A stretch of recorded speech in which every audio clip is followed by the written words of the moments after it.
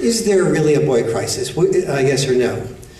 And basically, the era in which our sons are growing up now is basically an era that has been labeled for us. It's been labeled for us by a book called The End of Men and the Rise of Women, which evolved from an Atlantic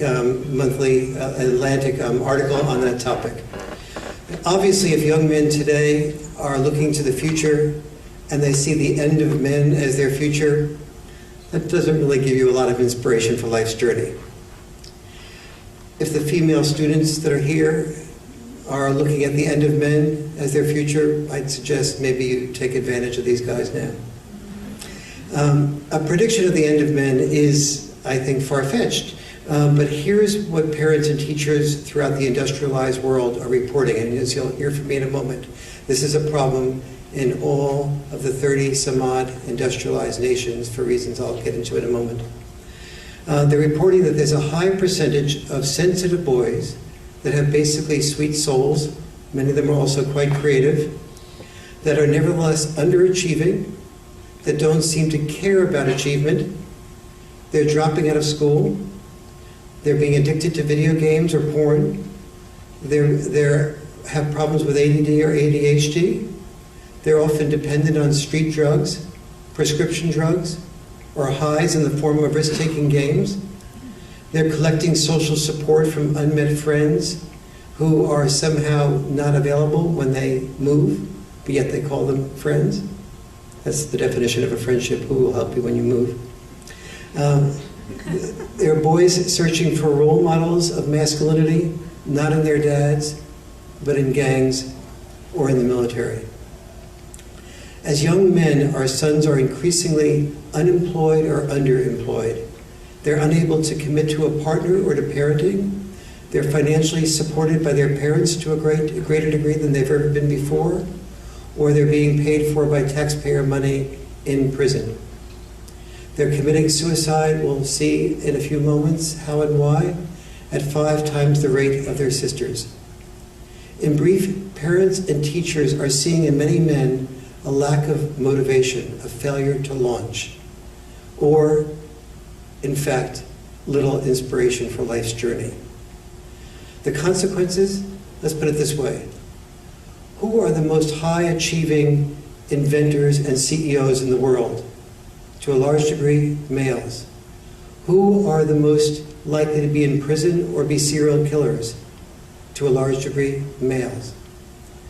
Young men who have a sense of purpose become one of society's most constructive forces. Young men who have no sense of purpose become one of society's most what forces? Destructive forces. Before I take a look at a few of the examples from North America, let's be clear about the issue of why this is in the industrialized world and how this is manifesting in different parts of the industrialized world. In China, they have a phrase now, yin sheng yang shui, which means the female is on the way up, the male is on the way down. How does this affect Chinese male-female dynamics? When you look at the person who founded the largest website, the dating site in China, she says, well, our women on our website are multiplying their demands for what they want from males. So women who are dating have an increased amount of demands than what they want from males. That increased demand is focused on, they still want a man to be taller, they still want a man to have a good salary, they still want a man to own his own car and own his own home. But of the people who joined the Beijing part of the Chinese website, only 12% of the men using the site own their own home. So almost all the women on the website are trying to choose from this 12%. The 12% that own their own home, plus the portion of that 12% who are tall, who are cute, who are employed, who have a high-paying job. So you're having young women's requirements are increasing at exactly the same time that young men's willingness to fulfill the requirements that women want are decreasing. Does that appear like it might be a relationship problem? I think so. In Japan, the new word for boys, for many boys, is herbivores. Herbivores are described as boys who spend as much on cosmetics and clothes as women. One company in Japan rather, called Wish Room, has sold more than 5,000 bras to boys. The herbivore is usually characterized as being a parasite single who typically lives with his parents. He's very close, especially close to which parent? Mom or dad? Mom, much more likely to be mom. The herbivore is typically apathetic about careers, dating, sex, and marriage. Now, is this a real exception to the rule, like a little slice of Japan? A government survey sponsored by the Japan Family Planning Association that was done in 2010 asked boys about their interest in sex. 36% of 16 to 19-year-old boys expressed no interest in sex or despised sex. That has doubled in the last 2 years, between 2008 and 2010. It is twice in 2010 what it was in 2008. However, 59% of women aged 16 to 19 said that they were uninterested in or averse to sex, only a 12% increase from 2008. So the real difference from the past? In the past, women were less interested in sex than men as a rule. But men were interested enough to pursue. Now, fewer men do pursue, and women are rarely interested in sex with a passive man. Has this happened in Japan previously? Yes. In the period 1603 to 1868, called the Tokugawa period in Japan, men played women dressed as women in the theater. They did erotic art based on bisexualism and transgender gender role-playing. What happened in that period in Japan? The common element between the Tokugawa period and today is peace. Boys didn't have to prepare themselves for their core role of responsibility in war. When boys don't have a core role to define themselves as men, we need to find another role for them to give them a sense of purpose, or things start happening that don't produce good family relationships and good male-female relationships. The status of boys is in jeopardy in all 35 of what type of countries? The most developed countries. What do the most developed countries have in common? Industrialization. What is there about industrialization? Industrialization enables enough mastery of survival skills so that you don't have to develop gender-based survival skills. Men work outside the home, women work inside the home. So ironically, the traditional male role, captain of industry, is succeeding to make the traditional male role obsolete. So what we're going to be talking about today is 12 causes of the boy crisis. 2 of them we just dealt with for a moment, industrialization and peace. Those are causes that I don't want to have solutions for. I want industrialization, I want peace. But the other 10 causes of the boy crisis are causes that are major problems for which we do have solutions. So I'll deal with that, excuse me.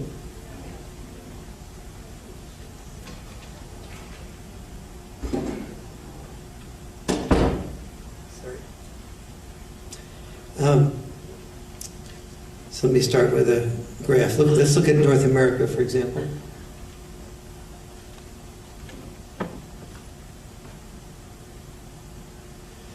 In Canada, 66% of the high school dropouts are male. In the US, for the first time in US history, boys will have less education than their dads. Notice that in Canada, right here, Canada is only slightly behind the United States on that issue.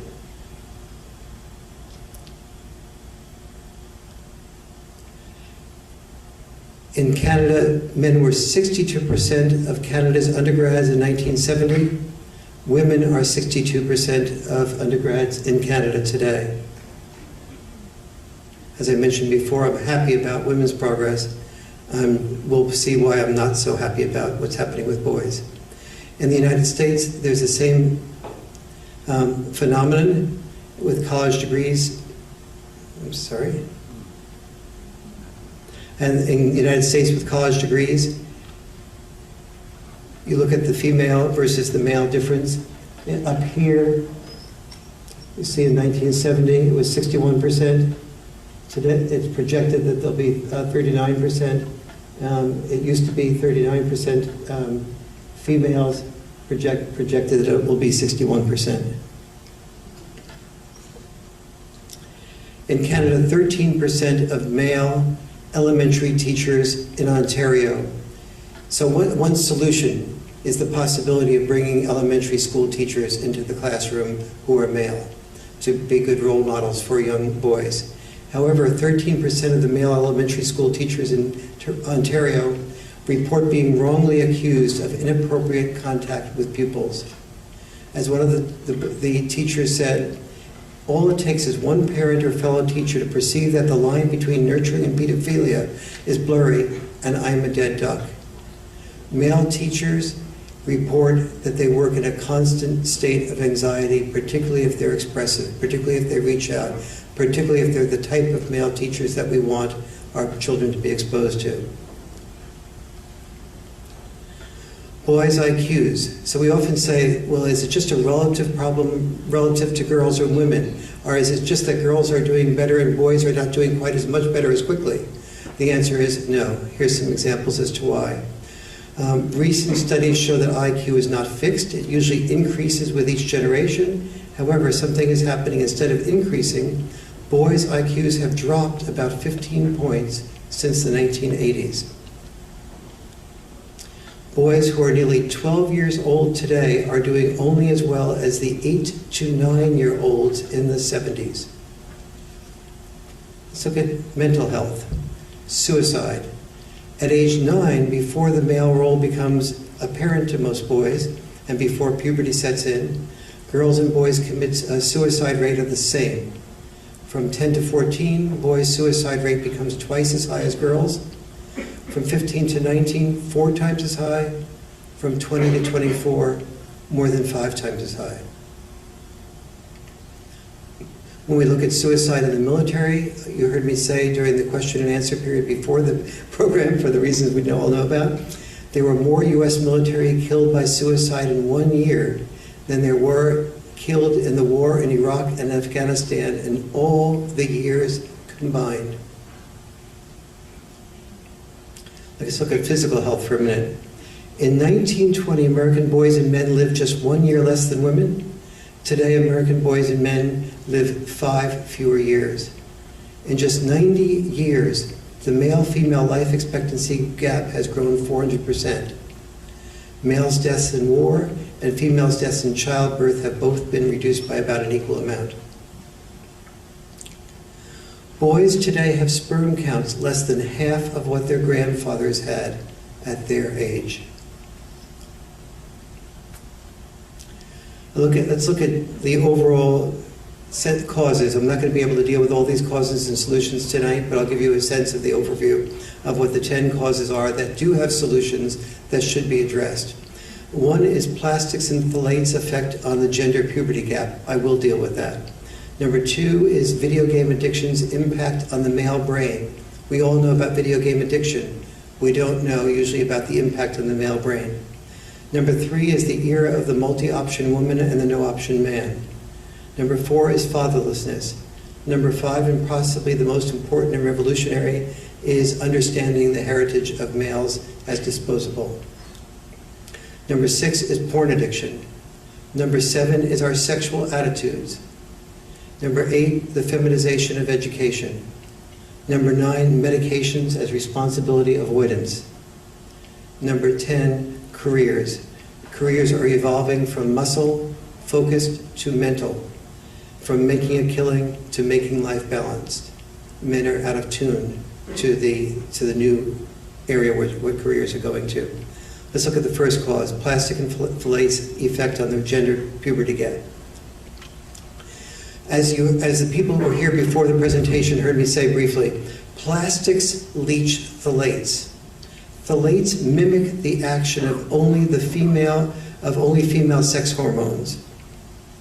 Hence the high level of female sex hormones and the shriveled testicles of alligators in Lake Apopka in Florida outside of Disneyland. Hence male smallmouth bass swimming in the rivers of Virginia, Maryland, and DC are making eggs, not sperm.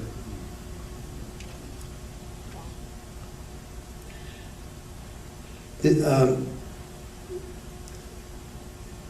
at the gender puberty gap more carefully, these phthalates appear to not just be making boys reach puberty at an older age, but also to be making girls reach puberty at a young age, creating, therefore, the gender puberty gap. In DC, the Washington Post reports that there are increasing numbers of young men attending DC area universities that are losing interest in sex or being found to be impotent. My comment about that is no comment. Of course, the solution for starters includes cleaning up our environment. So people who are into environmental work here really have a contribution that goes beyond the way environmental work is introduced to us at the universities. A second cause is video games addictions on the impact on the male brain. Note that the problem is not video games. The problem is addiction to video games. A lot of research shows that video games in small doses can be extremely useful in many dimensions of skill development. Teenage boys, though, use video games an average of more than 13 hours per week. Teenage girls use them about 5 hours per week. And this does not include the viewing of pornography or watching sports on a mobile device or other uses of technology. Playing video games engorges the nucleus accumbens. Here's the problem with video games when done too much. Playing video games engorges the nucleus accumbens portion of the brain with blood, motivating the boy to win at the game. But it doesn't motivate him to win at life. Why? Because it shuts off the blood flow to the part of the brain, the dorsolateral prefrontal cortex, that is responsible for translating what motivation into goals that are usable in the real world. We actually have a part of our brain that translates motivation into real life accomplishments as opposed to just winning in a game accomplishment. So if you look at the yellow portion here of this, you'll see the dorsolateral prefrontal cortex.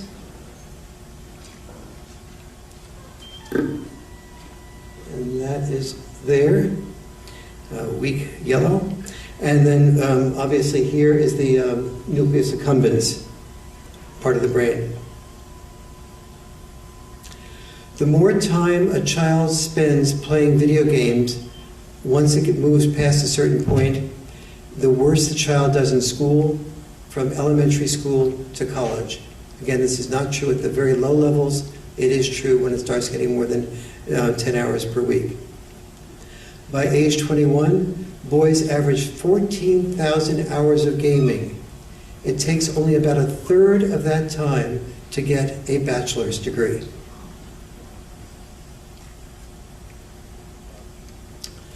A third cause is the era of the multi-option woman and the no-option man.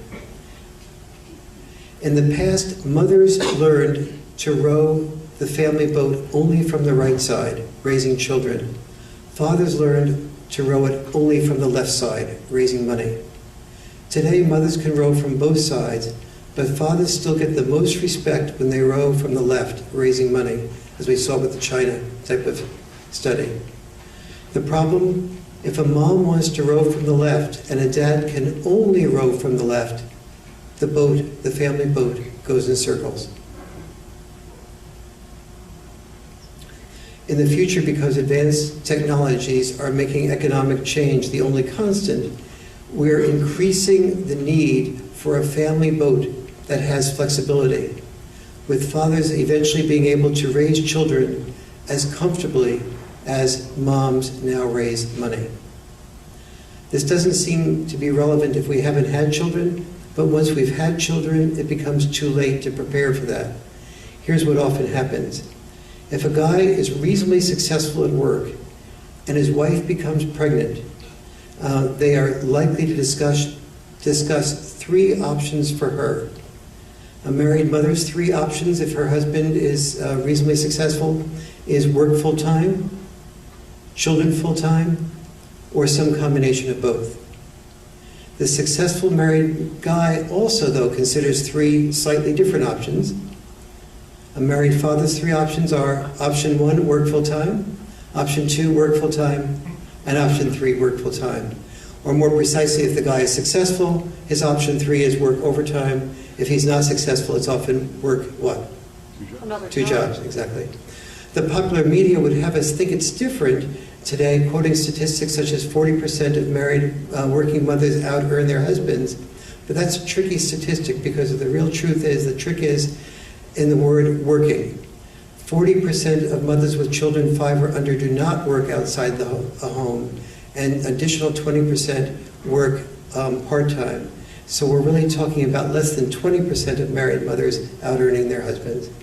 Nevertheless, this is obviously a huge shift from what it used to be. And in the meantime, though, here's what many guys experience. So we just looked at that one option, work full-time. Let me go more deeply into that one option to get into the male experience of being married with children. Option one of option one is if he fails to work full-time, he feels like a failure. Option two of the one option he has is if he succeeds at working full-time, but fails to out-earn his wife, he often feels like a failure, not just by his own evaluation, but often by the emotional and the body language cues, and sometimes her greater likelihood or desire to divorce, if she doesn't believe that will change. Option three of one option, if he's the sole breadwinner, he may be caught in what I call the father's catch-22, and he feels like a failure as a dad. So what do I mean by if he's a sole breadwinner, he's a failure as a dad, he's caught in the father's catch-22?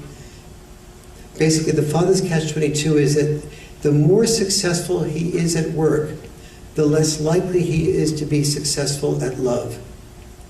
For example, he'll be more successful as an attorney if he finds fault with what another attorney is saying, but less successful in love if he finds fault with what his wife is saying.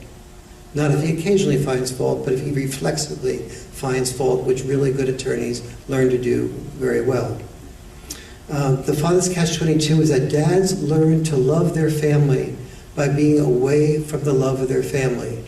The more successful the dad is, the more likely he is to be away from the love of his family in order to get the love of his family.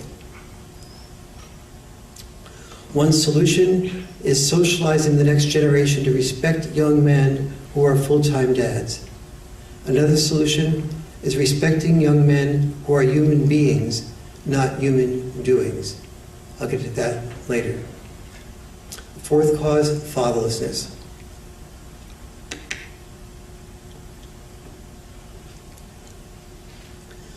The desire to be a father starts with the son, who sees in his own dad who he could become. Boys will not be inspired to pursue the option of being a great father in a culture of father absence. Yet we've become exactly that, a culture of father absence. 1 out of every 3 children in America lives in a father-absent home. That's 24 U.S. children living without a dad. Even more startling is the trend. For the first time in U.S. history, more than 50% of children born to mothers under 30 were born outside of marriage. Almost two-thirds of children in the United States are born to mothers under 30. So we look at this from a graph perspective. If you take a look at this line on the graph, you see women under 30, the amount of increase in non-marital births versus all women are also going up in the same basic direction.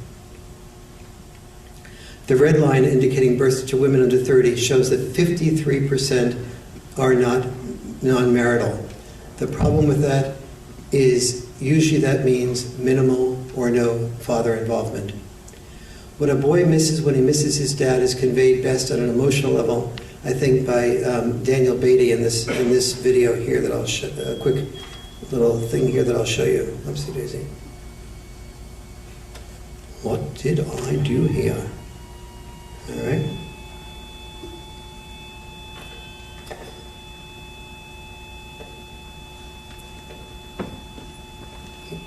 And I need your help to get this. This has to point right to there. Very good. Let's just click on that if you would. That's it. As a boy, I shared a game with my father. Played it every morning till I was 3. He would knock on my door and I'd pretend to be asleep till he got right next to the bed. Then I would get up and jump into his arms. Good morning, Papa. And my papa, he would tell me that he loved me. We shared a game. Knock, knock. Until that day when the knock never came.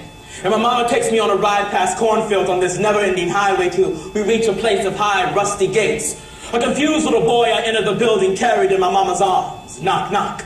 We reach a room of windows and brown faces. Behind one of the windows sits my father. I jump out of my mama's arms and run joyously towards my papa's, only to be confronted by this window. I knock, knock, trying to break through the glass, trying to get to my father. I knock, knock as my mama pulls me away before my papa even says a word. And for years he has never said a word. And so 25 years later I'll write these words for the little boy in me who still awaits his papa's knock. Papa, come home because I miss you. Miss you waking me up in the morning and telling me you love me. Papa, come home because there's things I don't know and I thought maybe you could teach me. How to shave, how to dribble a ball, how to talk to a lady, how to walk like a man. Papa, come home because I decided a while back I want to be just like you. But I'm forgetting who you are. And 25 years later, a little boy cries, and so I write these words and try to heal and try to father myself. And I dream of a father who says the words my father did not, dear son. I'm sorry I never came home. For every lesson I failed to teach, hear these words. Shave in one direction with strong deliberate strokes to avoid irritation. Dribble the page with the brilliance of your ballpoint pen. Walk like a god and your goddess will come to you. No longer will I be there to knock on your doors. You must learn to knock for yourself. Knock down doors of racism and poverty that I could not. Knock on doors of opportunity for the lost brilliance of the black men who crowd these cells. Knock with diligence for the sake of your children. Knock for me, for as long as you are free, these prison gates cannot contain my spirit. The best of me still lives in you. Knock with the knowledge that you are my son, but you are not my choices. Yes, we are our father's sons and daughters, but we are not their choices. But despite their absences, we are still here, still alive, still breathing, with the power to change this world, one little boy and girl at a time. Knock, who's there? We are.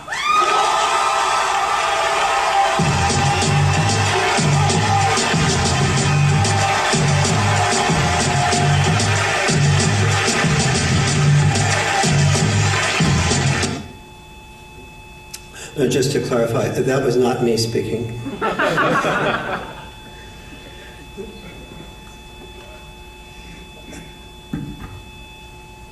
Anybody with any technical knowledge know how to take care of that little buzz?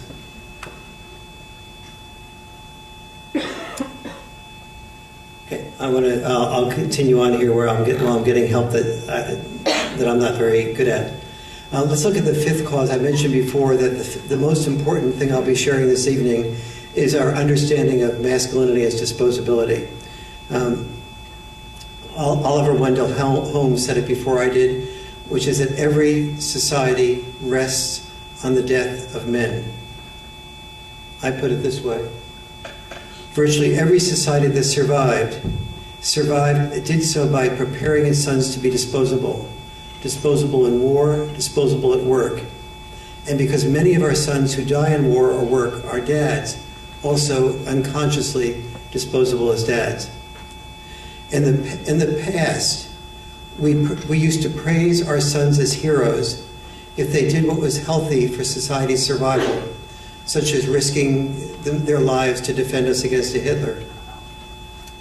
We also raise our sons to consider themselves real men if what they did for survival was helping their immediate family, such as bringing home a paycheck, risking their lives in the coal mine, risking their lives in the World Trade Center. However, traditional masculinity was designed to socialize a boy to become a man by contributing to his society's health by risking his own health. Notice that paradox there and that tension. That traditional masculinity was designed to socialize a boy to become a man by contributing to his society's health by risking his own health. Dead heroes don't tend to be that healthy. A boy became a man by also contributing to his family's health by risking his own health. Because his family was a source of love, he learned to associate women's willingness to love him with his willingness to be disposable. So consider the definition of a hero. Etymologically, the word hero derives from the word sero, S-E-R-O-W, from which we get our word servant, think public servant, and also from a different etymological root, our word slave and our word protector. That's basically what a hero is, a servant and a slave whose function is to protect. Since all humans are social animals, calling boys heroes can be thought of as a social bribe to risk death so the rest of us may live. There is a hub of the male brain that's especially responsive to social approval. It's actually also in the female brain as well. It's called the RCZ, the rostral cingulate zone. Here's a brain image. Here's the location of the rostral cingulate zone in our brain.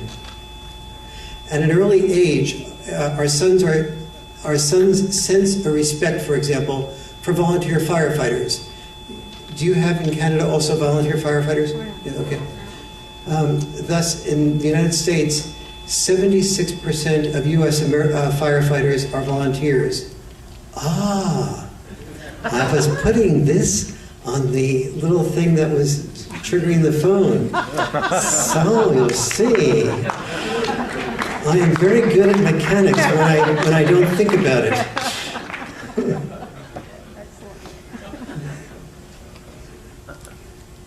Now you stay untapped. So let's see. 76% of American firefighters are volunteers. That's almost 100% of volunteer firefighters are males. Their pay, what is the pay of the volunteer firefighter? Nothing, right? No, actually, two things. Praise and respect. Think of praise and respect for a moment as a possible social bribe triggering the RCZ, the rostral cingulate zone, for boys to protect us by not protecting themselves. I could do a whole lecture here on what happens to the bodies of firefighters, but that would just be one little example of the hazardous job occupations that we talked about a little bit before. If all parents wish to protect their children, isn't protection a no-brainer? Not with our sons. With our sons, we face a risk versus protection dilemma, an internal conflict between encouraging our sons to take risks and the instinct to protect our sons. Do we really encourage our sons to risk their lives even today? Well, let's look at some of the message we send them. We cheer for our sons to win at the sports most likely to create serious injury: ice hockey, football, Ultimate Fighting Championships, WWE wrestling, rodeos, NASCAR, boxing, kickboxing. I remember watching with some of my friends in college a football bowl game on TV, and one of the commentators was saying, "This quarterback has such courage, he's throwing with a dislocated shoulder." Every single one of my male friends, all of whom tended to be more liberal and open-minded than most males, all unanimously nodded in transfixed agreement that this guy was a real hero. There was no questioning of this process. What message do our sons receive when our response to an unpaid boy in college playing quarterback with a dislocated shoulder is to call it courage rather than expecting the coach to call a doctor? And then we wonder why our boys who become men refuse to call a doctor? Who teaches this to boys? Only the two most important forces in a boy's life, parents and cheerleaders. Parents are still cheering in the United States. They go, football games, they go, cheerleaders go, 1st and 10, do it again, 1st and 10, do it again. So what are they cheering the boys to do? They're cheering the boys to, I like that, they're cheering the boys to do what? To risk dislocated shoulders, spinal cord injuries, concussions. Only now, for the first time in U.S. history, are concussions even allowed to be talked about in relation to football.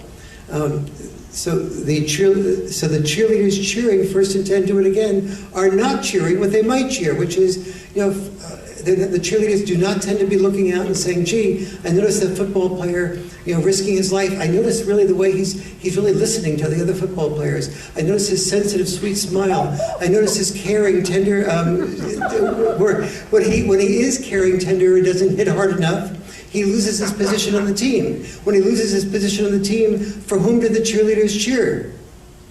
They cheer for his replaceable part. Another number 7 that takes over. So even today, we teach boys to unconsciously associate being abused with being loved. We do this collectively. The girl cheerleader is more likely to support him, more likely to love him. Other boys are more likely to support him and respect him. Parents and teachers support this. All our taxpayers support this. At what age do our sons learn to associate being abused with being loved? Prior to the age of consent. In the United States, we have Pop Warner football. Do you have that here? No, at what age do boys tend to start developing here respect for the ice hockey player that might be a little bit more violent than in a boxing match? About 2 or 3 years of age. Your football is our hockey. Yes, our football is your hockey. A culture that believes men are disposable will honor their disposability with monuments, but not care for them once they've served their purpose. That's the litmus test to seeing whether we really believe in our boys' disposability. Are we doing this today? I mentioned before how the suicide rate of American soldiers returning from Iraq and Afghanistan exceeds the death rate in all the wars combined. Yet in Afghanistan, there is only one mental health provider for every 1,123 soldiers.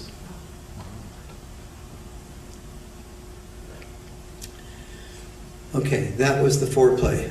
Do we have time for sex? A sixth cause is porn addiction. Most people get the profound impact of the availability of sex without marriage, but few people, I find, get the profound impact of the 24/7 immediate availability of pornography without marriage, and without love, and without cost, and without women. Throughout history, here was the basic marital deal. The basic marital deal was that in exchange for one act of sex, a man was required to commit to paying for a woman for a lifetime. That was the basic marital deal throughout most of history in all societies that needed food and water to survive. Women who gave sex away without getting that commitment in most societies were called cheap. Homosexuals who didn't take responsibility to be fruitful and multiply in exchange for sex were ostracized. Masturbation, sex for free, was taboo. Pornography might be defined as access to a wide variety of attractive women without fear of rejection at a price he can afford. The real issue throughout almost all cultures about sex was not that sex was about immorality, but that it was about immortality. We couldn't survive without keeping it in short supply. Sex for free was like the OPEC nations giving away oil for free. It would cheapen the price. When most dads were adolescents, pornography was removed from easy access on the newsstands and even sealed in plastic wrap. Today, in exchange for typing free porn videos, as I mentioned before, into Google, a guy receives search results of about 250 million results just by typing free porn videos into Google. No plastic wrap, and these women move. Does this mean we need to keep pornography from our sons? No. Pornography can be an aid to sexual release, but it's better to have a sexual release with Miss June than to pressure a real life woman to have pressure a real life woman just so a guy can have sexual release. To some parents, none of this seems to fit reality for their son and his iPhone. They often say, some parents will say to me, well, gee, girls are calling my son. Aren't girls taking initiatives a lot more than they used to? The answer is yes, but. Few parents understand why, if sex is so free and easy, their sons are finding pornography so appealing.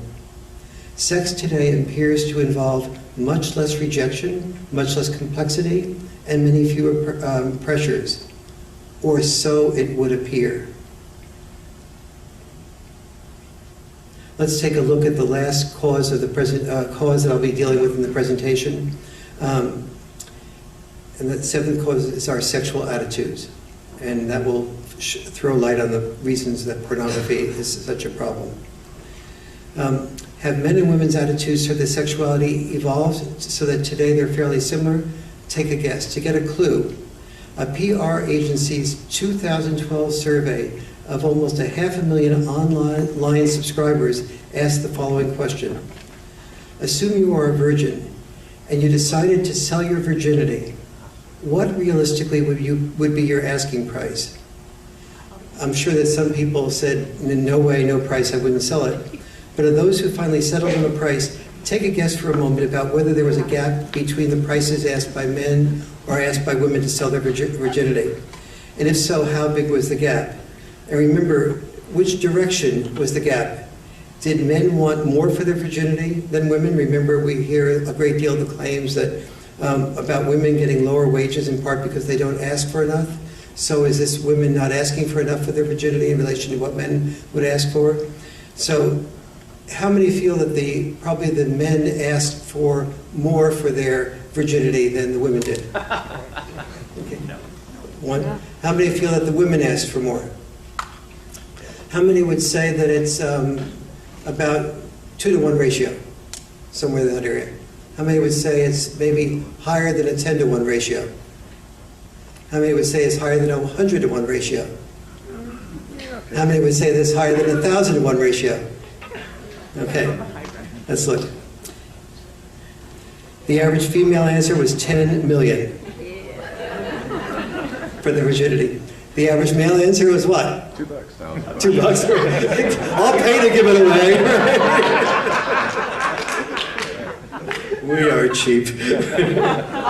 The average male answer is... Wow.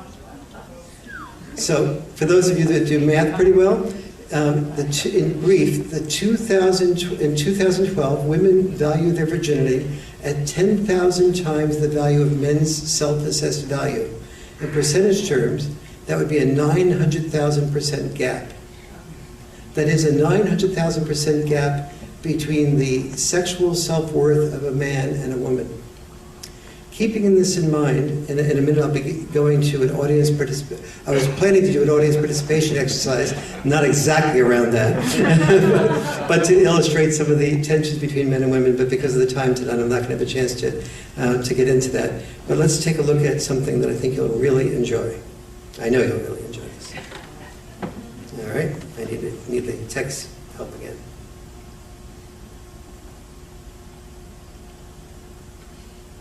We need volume. fantastic. I bet you're going to be a great teacher. I'm sorry, did you just look at my chest? Yeah. Can I go to one yoga class without being completely oogled by some jerk? Hold on just a second here. Can I say something really quickly? Oh, now you're asking for permission. Please. If you really didn't want me to stare at your beautiful breasts, you'd be wearing something other than a purple sports bra covering maybe a third of your perfect tits. And another thing, I'm biologically programmed to stare at boobs, okay? It's in my DNA to scan for supple, life-giving breasts. And it's not a personal thing. It's not about me. It's about my potential future offspring, okay? So really, it's a selfless act. I'm paying it forward. And one last thing, okay? If all that isn't enough, I spent the best 18 months of my life sucking on those things for my very sustenance, okay? So don't you think that maybe in the recesses of my mind that I look at breasts and I think of a safe haven, that they're objects of love and caring, representing a time in my life when days were easy, and that maybe I saw all of that in your beautiful breasts? I don't know what to say. That was actually logical and somehow sweet. Do you want to go get coffee or something? You know? Oh, that got cut short. The answer was what? No. Yes. Oh. So, a little bit about the male-female dynamic and some of the things that are not easy to talk about and not easy to acknowledge. In a potential romantic connection, whether heterosexual or gay, there are basically three types of power: veto power, original choice power, and genetic celebrity power. Genetic celebrity's power's primary usefulness is to attract the largest number of people. Genetic celebrity power is basically when a woman or a man is extremely beautiful. They're so beautiful that they can have people follow them around on campus, just not knowing anything about them, just because they're beautiful. It's almost impossible for a man to be a genetic celebrity. Only when women follow men around, it's because not just they are good looking, but because he's the football player, because he's a student body president, or he has something in addition to his looks to merit him being followed around. He's some type of celebrity. Women can be followed around, as every guy here who's heterosexual knows, merely because she is beautiful, making her a genetic celebrity. Genetic celebrity's power's primary usefulness is to attract the largest possible number of men so she can have the equivalent of original choice power without risking rejection. What's original choice power? Original choice power is the power that many women don't take advantage of.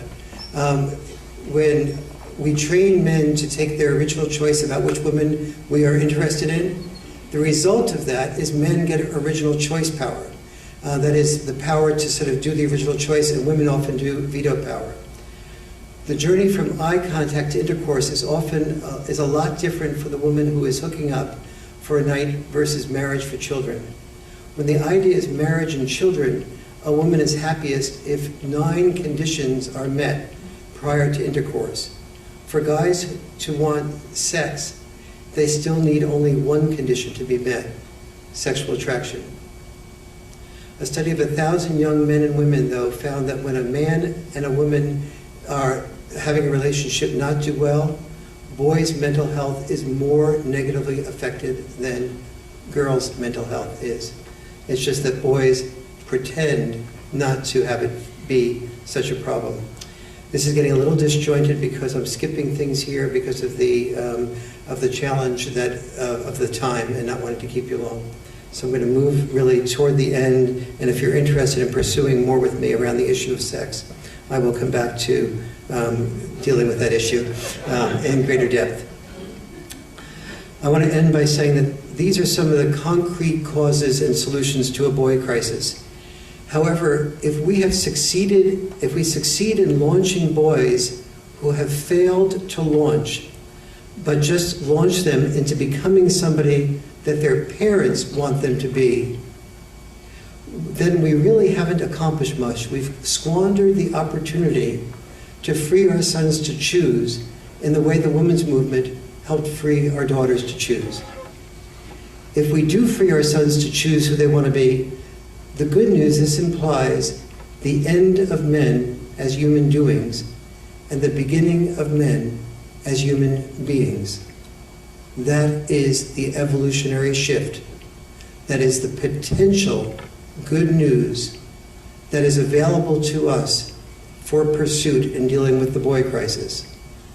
The bad news is that we're talking about a journey that can't begin until we understand the genetic heritage of boys, that virtually every society that survived did so by preparing its sons to be disposable. In war and in work, disposability was sold to boys as a sense of purpose, with the gift of legacy, the legacy of leaving his children with a life better than his life, the exact same legacy that a mother hoped to leave her children.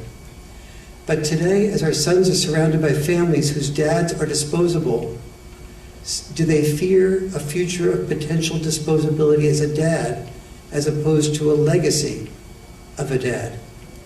Do they sense a loss of legacy and a loss of purpose? And is it possible, we have to ask this crucial question, is it possible there could be an unconscious wisdom in our sons' failure to launch? We cannot reinvent the beginning of the journey for boys, without also reinventing the journey's destination, manhood. To reinvent the male journey requires asking some amazing questions, such as, what type of sons do we want our sons to become? But this doesn't need to be the type of question that was asked in the past, which is, what type of sons do we want our sons to become? It needs to be a discussion with our sons, not of our sons. As a discussion with our sons, our first input as an adult is sharing the trade-offs of becoming a killer protector, for example, joining the military or making a killing on Wall Street or Bay Street, or becoming a nurturer connector, such as a full-time dad. Our son's response is sharing the trade-offs that motivate them. The second adult input is requiring boys to develop postponed gratification. In my study of boys and families, I find that there's no single characteristic more important than postponed gratification to allow somebody to succeed at whatever motivates them. The best thing a parent can do to nourish postponed gratification is not set boundaries, but to enforce the boundaries one sets. A boundary set that isn't a boundary enforced makes a child feel that it can manipulate a parent. It's usually a gift of father involvement, but it can also become a gift of mother involvement as well. The key to freeing our sons to choose is honoring both the new male and the traditional male, which means developing new rites of passage to honor both boys who seek personal fulfillment and boys who seek to sacrifice for a noble cause. Adults can't motivate our sons to a new journey without re-examining the most important re-examination, our own adult motivations for the old journey.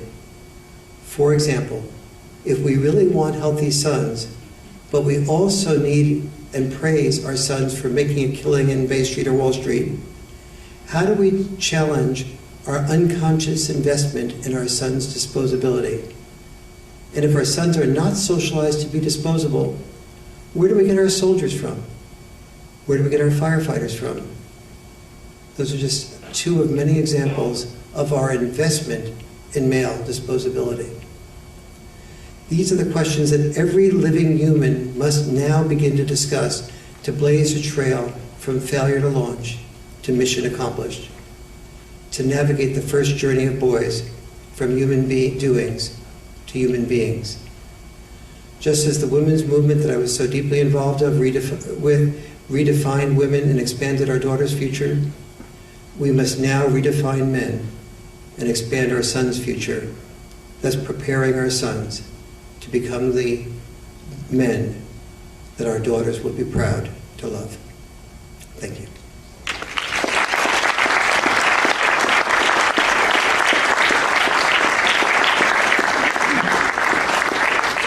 Thank you for your enormous listening. People is that there aren't people that have all the answers. That if we're really going to get boys actively growing and involving, we have to have a different thing than a hierarchical system that says people at the top have the answers, people who are not at the top don't have the answers. So the way I'd like to sort of play that out here is when you have a question or want to make a comment, either one is fine. I'll be asking I'll ask you to say your name so I can speak to you as a person. But then I'm going to ask another person or two to comment or make a comment or your perspective on that from your life experience. So the group here will gain from more than just me. You'll get a sense of the community of contributions. I will then add my contribution as well so that I don't escape from the process of answering questions. But I'll ask you to say your name. And do we have a microphone so that we can hear him as well as we can hear me? We do? Okay. Would you say your name? Can I just go closer? Sure, absolutely. I was actually Say your name. Dan Smith. Dan, right? Yeah. If I can just ask, I'm a reporter from the varsity. If we can talk afterwards, I just wanted to have a bit of a conversation. Absolutely. The answer is yes. I will stay here. Just wanted me to say. Yes, absolutely, Dan. Sure thing. Say your name. Yes. Sorry.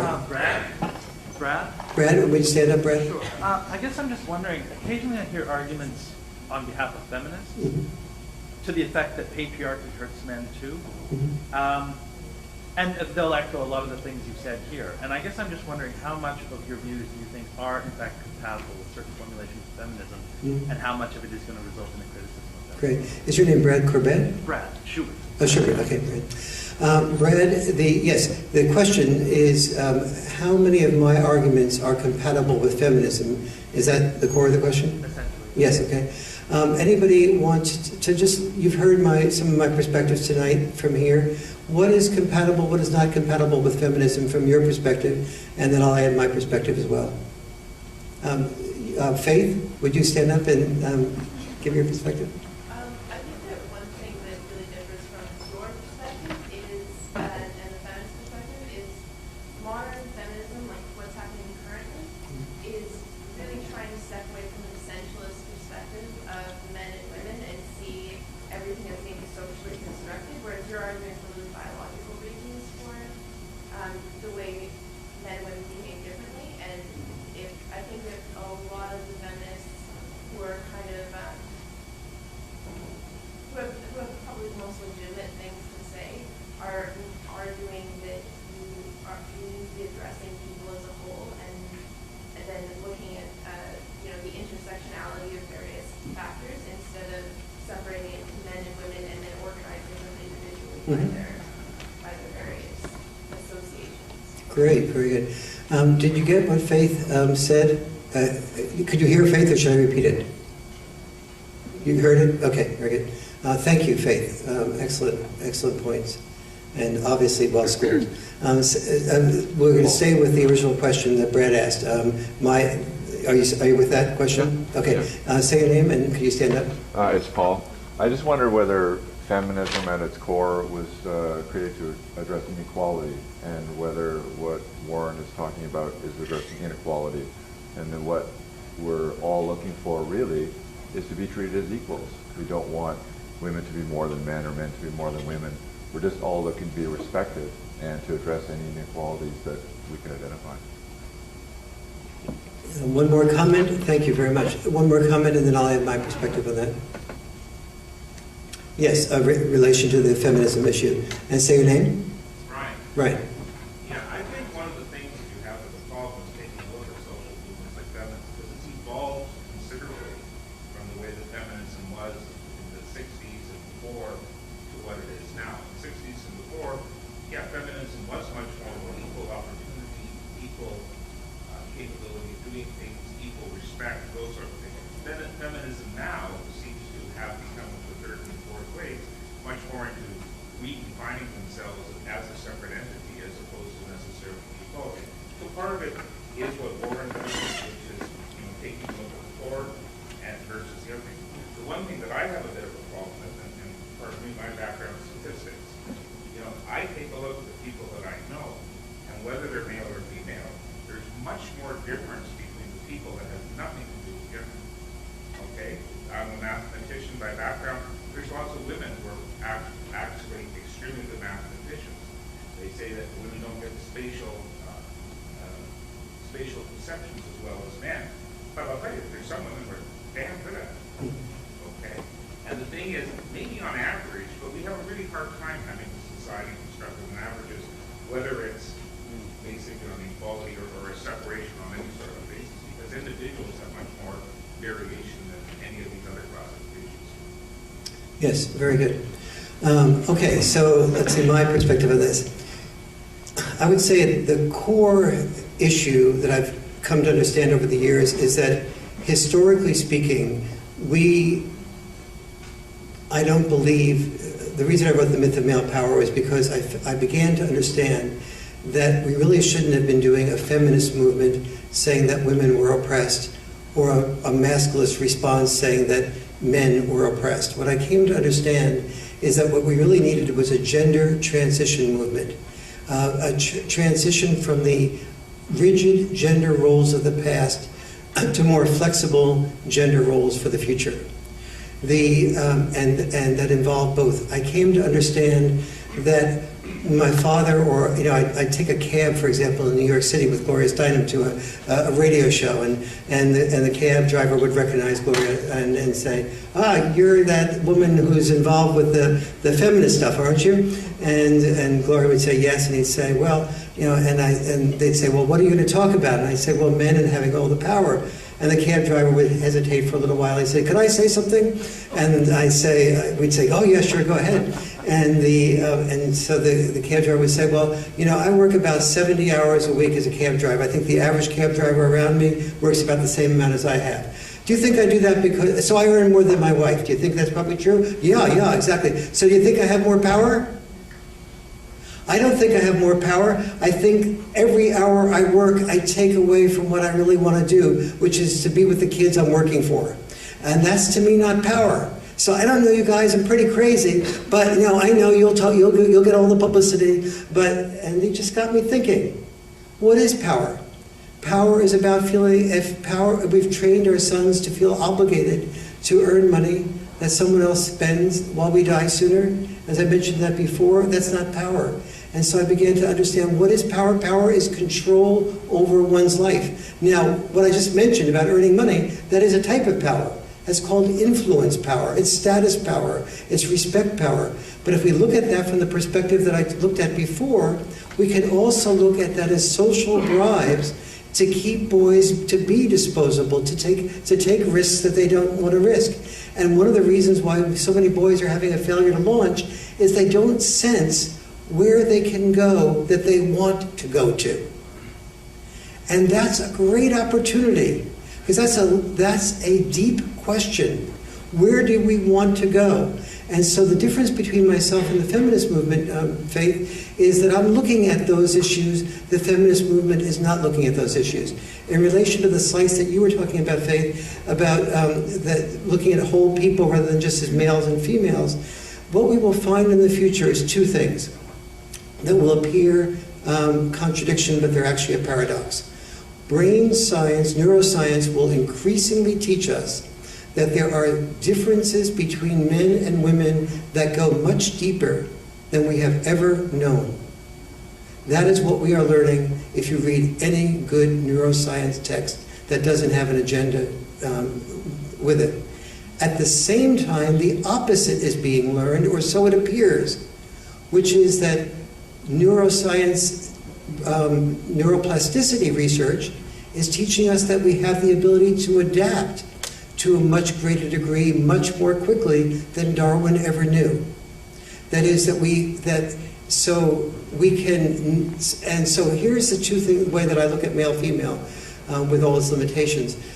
That men and women are very fundamentally different, yes, but we have one difference that runs deeper than male-female differences, and that is the ability to adapt to what is functional. The people who survive adapt. And so what the question that we need to look at is the future, and what is functional for boys and what is functional for girls. The women's movement has done a much better job at helping females adapt to a world of work or a world of home and having the options to do either one they did a very good job selling women on work as being power, and therefore many women bought that even as they got stressed.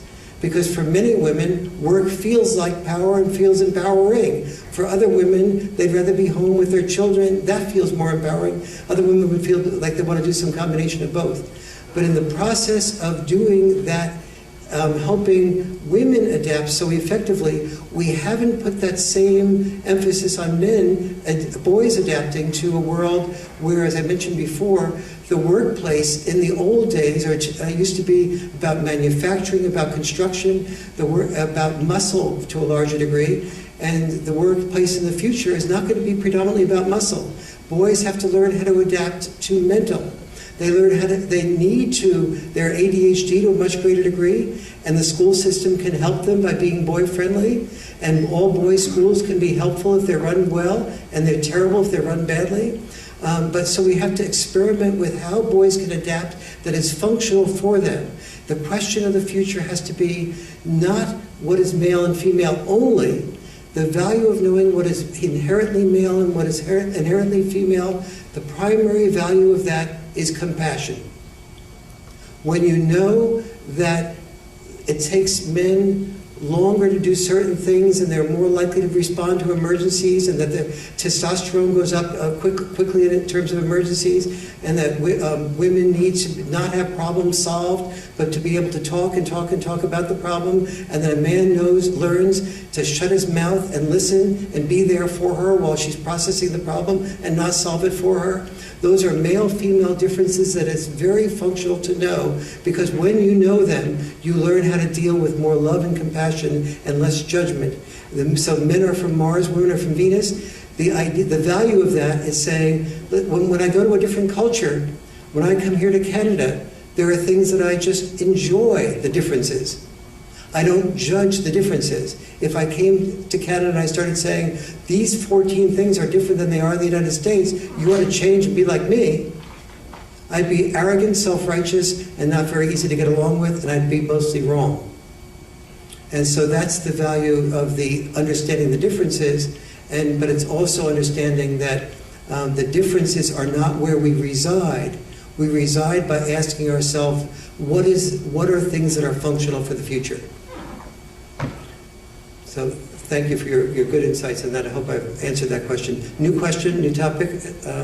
Yes, say your name. My name is John. John. I just wanted to mention something based on your statistic back many slides.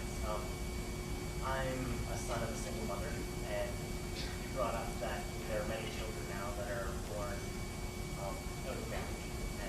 And I'm sorry, John, a little louder. there are many children now born out of marriage, as you brought up. Yes. And I think that while that is important, more important than that is all 18 years of childhood. What figures do they have? Like, just because they were born out of marriage, yes, it's the unspoken default that children end up in the custody of the mother, right? That we didn't say it, but that's obviously the case. I just want to know if there's any statistics on like how often children have a father for all 18 years of their childhood, how often they have a mother, how often they have a combination of both. Yes, it's very good. If you knew where I could find out some of that. Yes, absolutely. Sure. First of all, yes. So you have two big pieces of data here. One is the women under 30, 53% of them having children out of wedlock. That correlates very highly with children having fathers minimally involved or children not having fathers involved at all. Why is that? Frequently, when a woman has a child out of wedlock, she doesn't have a lot of respect for the man that she had the child with.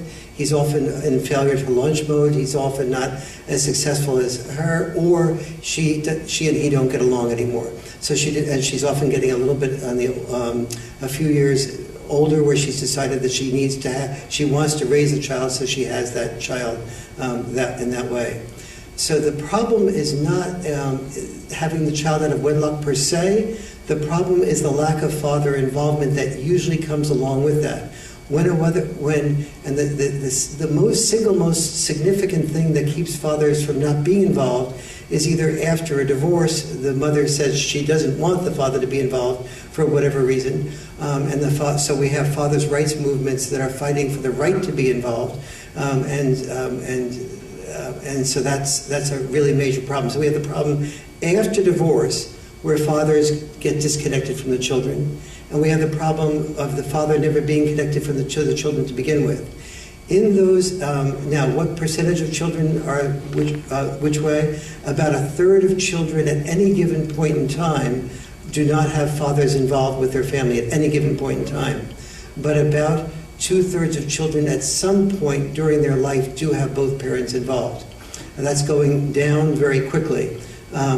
So if you look at more recent data, that may be a little bit lower than that.